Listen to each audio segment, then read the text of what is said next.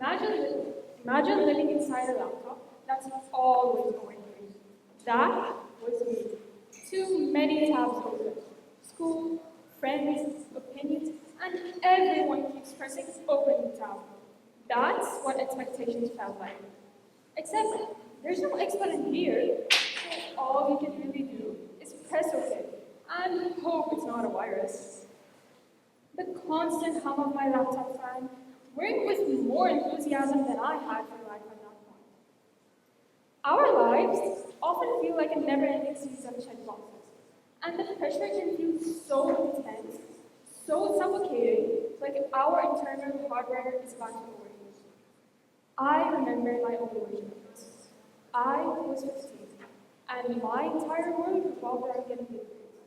My parents, my teachers, even my own internal monologue. It all screamed that this was the only path to success.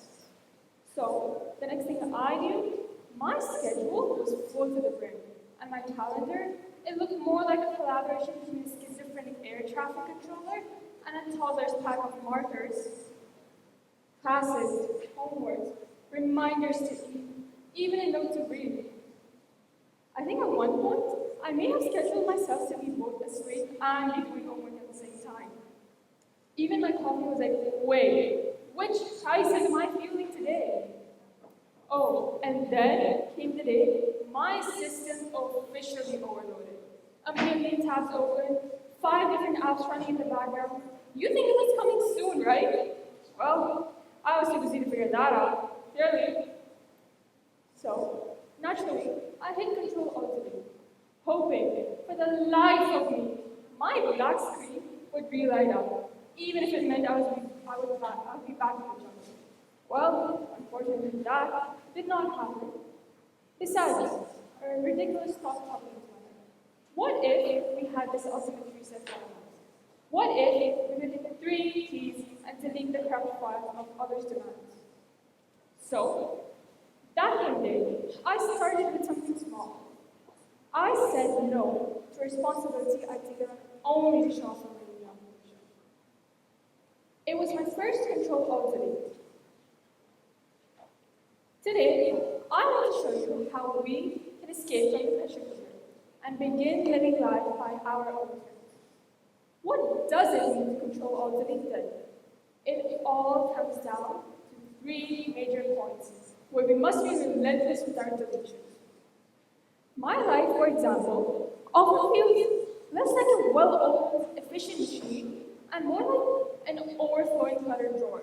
You know that feeling when you're urgently digging through your belongings, looking for that one thing, but suddenly you find yourself lost in a sea of things you didn't even know you owned? That's my mental and digital life. And just when I think I've cleared a path good enough to focus, a small notification pops up demanding my attention. That small buzz is enough to send me spiraling down into a rabbit hole of doom scrolling. It's a digital tug and war for my focus, and I'm losing it clearly. Now, for the second point, I am talking about corruption. And no, not the political kind of corruption. I don't have the budget or the bodyguard for that. I'm talking about the corrupt files we carry up here. The limiting beliefs and mental pop-up ads of, you're not good enough. Okay, let's see who here is lying to themselves and everyone else around them.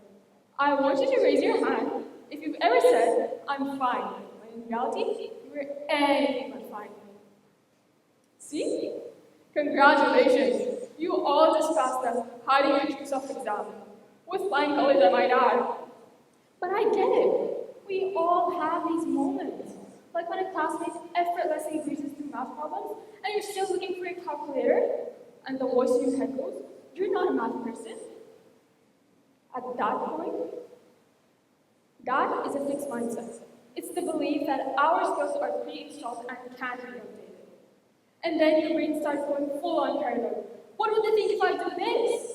At that point, it's time to control Alt delete your obsession with control. Not the good kind of control.